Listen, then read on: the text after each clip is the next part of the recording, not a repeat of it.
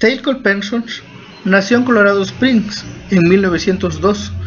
Procedía de una familia religiosa e intelectual.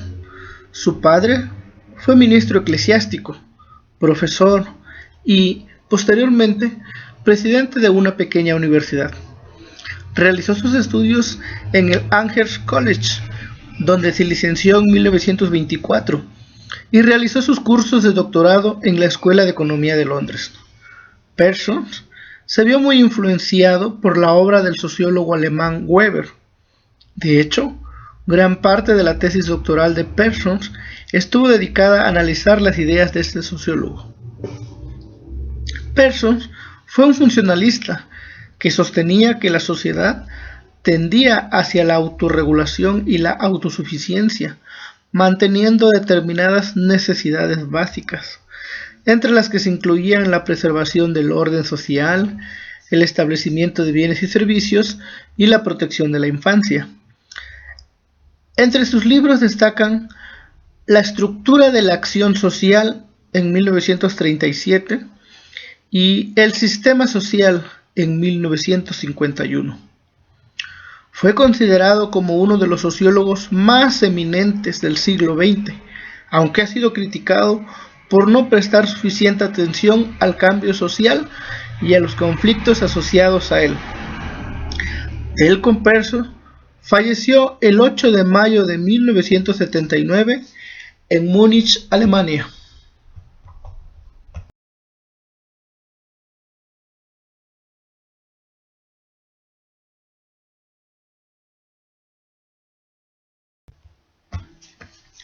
Para Parsons, en primer lugar, desde un punto de vista funcional, el salón de clases puede estudiarse como una agencia socializadora.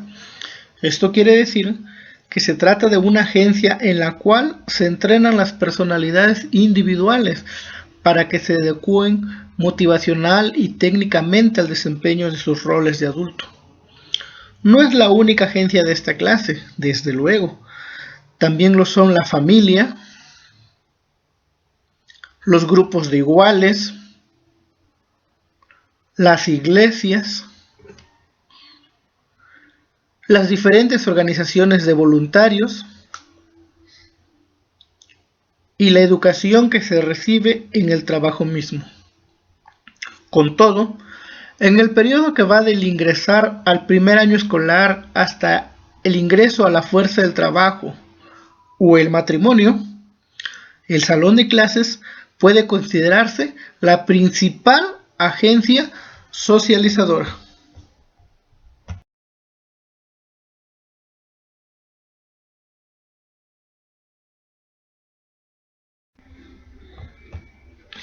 Parsons aseguraba que para que una persona pudiera desempeñar su rol de manera correcta, debería de conservar los valores más fundamentales de la sociedad. Y de esta manera, aunque tuviera una ocupación relativamente humilde, podría ser un buen ciudadano, en el sentido de que se comprometía a desempeñar su trabajo honradamente. Esa era una de sus más grandes preocupaciones de Parsons: la honradez, la humildad, los valores.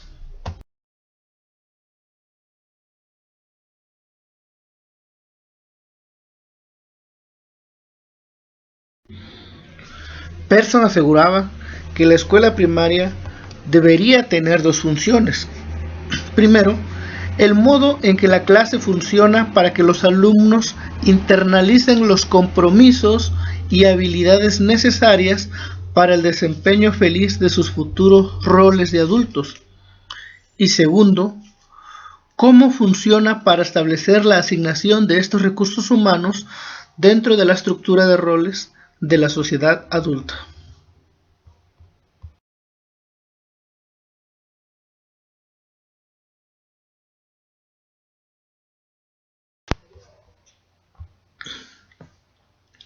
El buen desempeño escolar. ¿Cómo debe ser el buen desempeño que se espera de los niños en la primaria? Bueno, quizás esto pueda resumirse diciéndose que los adultos esperan un buen desempeño, pero la verdad dice Pearson que no tienen algo muy claro, ¿sí? Ya que esto se basa mediante dos componentes. Uno de ellos es el cognoscitivo puro, que comprende lo que es el aprendizaje, la información, las habilidades y los marcos de referencia, bueno, etc. El segundo componente de importancia es el que de un modo muy amplio puede llamarse moral, ¿sí? Lo que nosotros conocemos como el comportamiento, que son las bases al respeto a los maestros, la consideración y cooperación con sus condiscípulos y los buenos hábitos de trabajo. ¿Sí? Pearson dice que el buen alumno se define según la función del componente moral y cognoscitivo, ¿sí? No hay que darle más peso a uno que a otro, sino que es una fusión.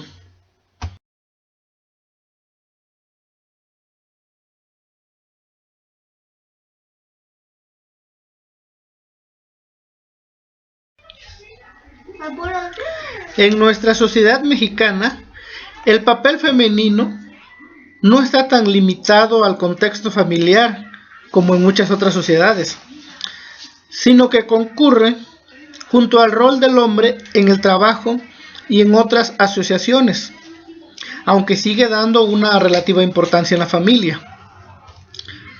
El alumno, gracias a la identificación, a la cercanía con su maestra, aprende que la categoría de mujer no se limita solo a ser mamá, a dar vida o a ser la futura esposa, sino que la caracterización del rol femenino es aún más compleja.